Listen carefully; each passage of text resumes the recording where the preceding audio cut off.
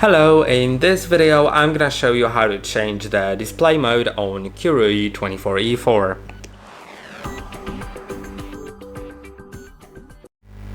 To change the display mode, click on M button to go to menu, then go to the right 3 times to mode and click on E to enter the sub menu. Now use the arrows to either select standard, movie, FPS, RTS or iSaver mode. Remember to apply with the E button once you select the right mode for you.